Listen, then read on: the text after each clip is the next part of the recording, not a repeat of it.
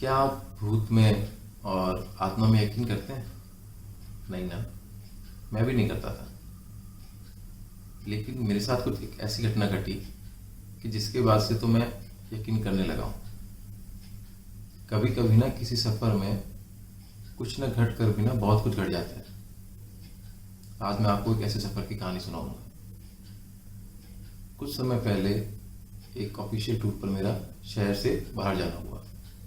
तयशुदा कार्यक्रम के अनुसार सुबह सुबह ही कैब में बैठकर मैं गंतव्य की ओर निकल पड़ा। कैब का ड्राइवर शंभू अधेड़ उम्र का, दुबली कदकाठी और शांत स्वभाव का था। बाल भी छोटे छोटे थे। ऐसा लग रहा था जैसे कि कुछ समय पहले ही मुंडन करवाया हो। मैंने कैब में बैठती शंभू से पूछा, क्यों ड्राइवर साहब, आराम से सो लिए ना? नींद तो पूरी हो गई थी ना रात को? तो शंभू बोला कि साहब मैं तो सो लिया आराम से, आप निश्चिंत रहिए, आप आराम कीजिए पीछे। मैं पीछे बैठ गया और हम लोग सफ़र के लिए निकल पड़े। कुछ 5-6 घंटे का सफ़र था। जब वापस साइट पर से काम निपटा कर शाम को हमारा वापस निकलना हुआ, तो इस बार मैं, क्योंकि अंधेरा होने जैसा हो रहा था, तो मैं ड्राइवर के बगल वाली सीट पर आके बैठ गया। तो जैसे ही मैं बैठने लगा तो शंभू ने मुझे ऐसे देखा जैसे कुछ असहमति जता रहा हो। तो मैंने भी सक पकाते हुए पूछा कि आगे बैठ जाऊँ, कोई दिक्कत तो नहीं है ना? लग रहा नहीं साहब, जहाँ आपकी मर्जी कहीं भी बैठिए, बस मेरी वाली सीट को छोड़ के। तो मैं उस क्लास वाली सीट पर जाकर बैठ गया। तो मैं ऐसे आगे बैठकर एफएम के कुछ चैनल वगैरह चेंज कर रहा था, कुछ अच्छे गाने की तलाश में था। तभी एफएम पर एक गाना बजने लगा, जिंदगी एक सफर है सुहाना, यहाँ कल क्या हो किसने जाना। तो काफी अच्छा गाना है, मेलोडियस गाना है, तो मैंने गाना बजने दिया। तो जब तक गाना खत्म होने वाला था तब तक अंधेरा होना चालू हो गया था और सड़कें भी एकदम गाड़ियों और ट्रकों की लाइटों से चमचमा रही थी। थोड़ा हम बाहर निकलने लगे शहर से, तब तक एफएम के सिग्नल जाने लगे, गाना भी खत्म होने वाला था।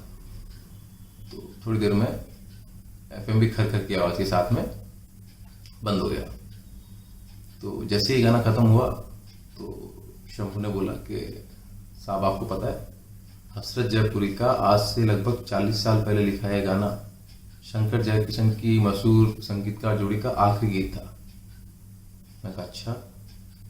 तो फिर वो बोला कि इस गाने के बाद ही जयकिशन मशहूर जोड़ी को छोड़कर इस दुनिया से चले गए थे।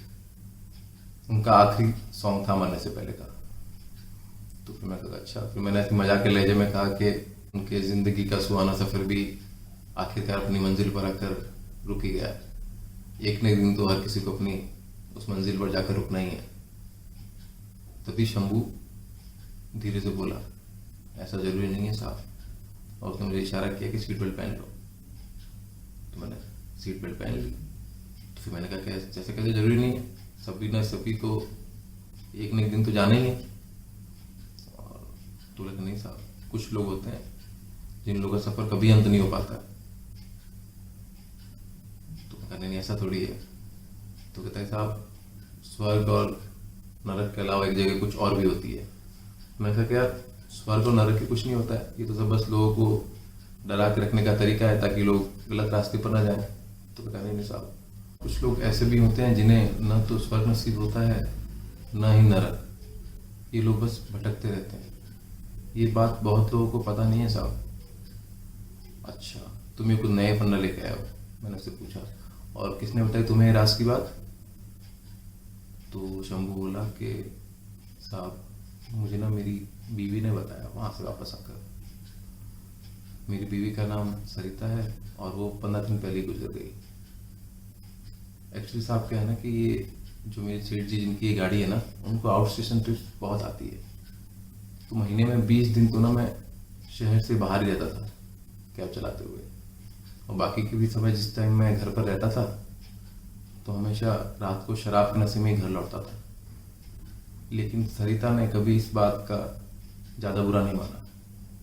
उसने कभी मुझे कुछ नहीं कहा। वो मुझे बहुत प्यार करती थी साहब, बहुत प्यार। लेकिन वो बहुत बीमार भी थी साहब, बहुत बीमार।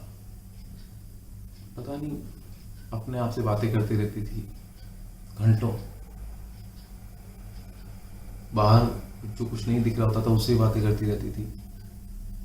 हमने कई बार डॉक्टर को भी दिखाया साहब, 3 बार तो हॉस्पिटल में भर्ती भी करना पड़ा, बिजली के झटके भी दिए, लेकिन हर बार डॉक्टर लोग बस दवाई की डोज बढ़ाकर वापस लौटा देते थे और कहते थे अगर कभी कुछ सीरियस हो तो लेके आना, बाकी बस ध्यान रखो। दवाइयाँ दो टाइम पे, दवाइयाँ तो लेती थी साहब वो। तो एक बार की बात है साहब, मैं घर के नीचे गाड़ी की साफ सफाई कर रहा था। एक्चुअली किसी ने मुझे बताया था कि पीर बाबा है शहर के बाहर, उनकी मज़ार है, वहाँ पे जाकर दिखा कराओ। हमने उससे पहले भी काफ़ी मंदिर मस्जिद हर जगह दिखाया, लेकिन कभी कुछ फ़र्क नहीं पड़ा। तो मैंने सोचा कि पीर की मज़ार भी ये भी ट्राई करके देखते हैं। तो जिस दिन हम लोग सुबह सुबह मज़ार के लिए निकलने वाले थे, मैं नीचे गाड़ी की साफ सफाई कर रहा था। तभी मेरी पड़ोसन दौड़ती हुई आई और उसने बोला कि चलो चलो शंभू जल्दी चलो, सरिता ने कुछ पी लिया है। मैं दौड़ कर गया घर, जाकर देखा तो सरिता जमीन पर गिरी हुई थी और उसके पास में एक तेजाब की खाली बोतल पड़ी थी। तो उसको हम उठा के लेके गए, साथ में हॉस्पिटल लेके गए। वहाँ पे डॉक्टर ने बोला ये तो जैसा केस है पुलिस को खबर करनी पड़ेगी। उन्होंने पुलिस को खबर की, थोड़ी देर में पुलिस भी आ गई। वहाँ पे डॉक्टर लोगों ने इलाज चालू कर दिया था। डॉक्टर लोग अपना इलाज कर रहे थे, पुलिस वालों ने कुछ पूछताछ की और चले गए। 3-4 घंटे बाद में डॉक्टर लोग आकर बोले कि हम नहीं बचा पाए सरिता को। तो इस बार उन्होंने बोला कि पुलिस को फिर से एक बार हमें इत्तला करनी पड़ेगी। तो उन्होंने पुलिस को बताया, पुलिस आई वापस। इस बार उन्होंने मुझसे कड़ाई से पूछताछ की कि भाई क्या हुआ था, सही से बताओ। तो मैंने उनको बताया साहब ऐसा ऐसा हुआ। तो उसने तेजाब गलती से पी लिया होगा, लेकिन पुलिस वाले बोलते गलती से कोई तेजाब थोड़ी पीता है। और पुलिस वाले खुदकुशी का केस बनाकर चले गए। खुदकुशी खुदकुशी वो भला क्यों करेगी साहब, जैसी भी थी खुश थी, मेरे साथ हंस के बातें करती थी। मेरी पड़ोसन ने बाद में मुझे बताया कि सरिता बालकनी में खड़ी होकर मुझे आवाज़ लगाना चाह रही थी, कुछ कहना चाह रही थी, लेकिन उसका तेजाब से गला जल जाने के कारण कुछ कह नहीं पा रही थी। वो आखिरी बार मुझे आवाज़ भी नहीं लगा पाई साहब। उसके बाद मैं 3 दिन तक न सो पाया और मैं घर से बाहर भी नहीं निकला। शराब भी पीना छोड़ दिया था साहब। अभी कुछ दिन पहले वापस कैब चलाना चालू किया है। अभी पिछले हफ्ते की बात है। एक कस्टमर को बम्बई ड्रॉप करके वापस आ रहा था। रात का समय था। तभी मुझे मेरी धड़कन सुनाई देने लगी, सांसें भारी होने लगी। मैं सीट पर धंसने लगा। ऐसा लगा कि कोई गाड़ी में है। बगल में देखा तो मेरी बीवी बैठी थी, वहीं जहाँ अभी आप बैठे हो साहब। वहाँ मेरी सरिता बैठी थी, मायूस सी, शादी का लाल जोड़ा पहने, वही ड्रेस जिसमें आखिरी बार सरिता को सुहागन विदा किया था। बहुत ही सुंदर दिख रही थी वो साहब। मैंने पूछा, कैसी हो सरिता? वो कुछ नहीं बोली, गाड़ी के शीशे से बस बाहर देखती रही। मैंने फिर पूछा, कैसी हो सरिता? आराम से तो हो ना? सरिता ने कांपते होठों से कहा, मेरा मन नहीं लगता वहाँ। मुझे न स्वर्ग में घुसने दिया और न ही नरक में। खुद की जान लेने वाले की आत्मा को कहीं जगह नहीं मिलती, बाहर भटकती रहती हूँ बस। तो क्यों गई तुम? किसने कहा था तुम्हें जाने को? मेरा नहीं तो कम से कम बच्चों का तो सोच लिया होता। मेरा यहाँ का खाक मन लगता है, मैंने झल्लाते हुए कहा। जानती हूँ मैं, इसीलिए मैं तुम्हें अपने संग ले जाने आई हूँ। चलो अब, सरिता ने मेरा हाथ पकड़ते हुए कहा। ये क्या कह रही हो सरिता? मैंने चौंक कर पूछा। वही जो तुमने सुना। तुम साथ चलो मेरे। ऐसा करो, स्टीयरिंग घुमा के गाड़ी पलटा दो। अरे ऐसे कैसे पलटा दो? दोनों बच्चों की कुछ परवाह है या नहीं? सोचो कैसा लगेगा उन्हें कि कुछ दिन पहले माँ छोड़कर चली गई और अब बाप भी। कितने अकेले पड़ जाएंगे दोनों। तुम्हारी इंश्योरेंस के जो पैसे मिलेंगे वो काफ़ी होंगे उनके लिए। वैसे भी दोनों बड़े हो गए हैं, कॉलेज जाने लगे हैं, संभाल लेंगे वो खुद को। तुम बस स्टीयरिंग घुमाओ। सरिता बोली। मैं नहीं घुमाऊंगा। मैं भी तुम्हारे साथ रहना चाहता हूँ, लेकिन ऐसा करके कतई ही नहीं। तुम क्या चाहती हो कि सेठ की गाड़ी पलटा कर बर्बाद कर दूँ? भूलो मत कि उन्होंने ही सारा खर्चा उठाया था, हॉस्पिटल का, अंतिम संस्कार का। मैं ऐसे एहसान चुकाऊँ उनका? बोलो। ये मुझे नहीं पता। मुझे बस ये पता है कि मैं तुम्हारे बिना नहीं रह सकती। और वो फफक फफक कर रोने लगी। साहब, कुछ लोगों के नसीब में जीते जी भी आंसू लिखे होते हैं और मरने के बाद भी। उसको रोता देख मेरी आंखों में भी आंसू आ गए। मैंने उससे कहा, ठीक है, अगर तू मुझे साथ ले जाना चाहती है तो ले चल। ये स्टीयरिंग तू ही घुमा, लेकिन ये मैं नहीं घुमा पाऊंगा। मेरे साथ वो ऐसा कैसे कर सकती थी साहब? मुझे अकेला छोड़ गुस्से में चली गई।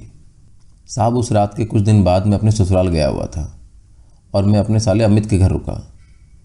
रात को बाहर खाट पर सो रहा था, तभी सरिता की आवाज़ आई। बोली, उठो। आंखें खोली तो देखा कि सरिता खाट के बगल में बैठी थी।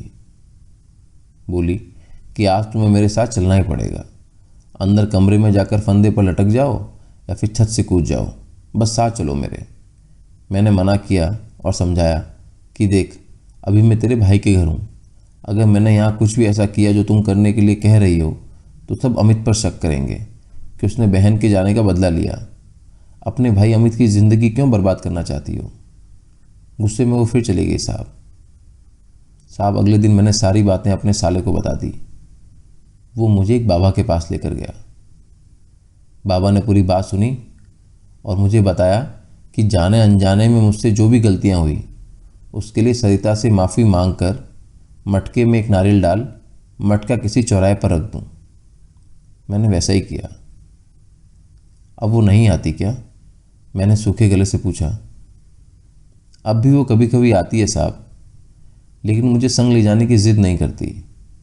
आती है, मुझसे थोड़ा बतियाती है, अपना दुखड़ा सुनाती है और चली जाती है।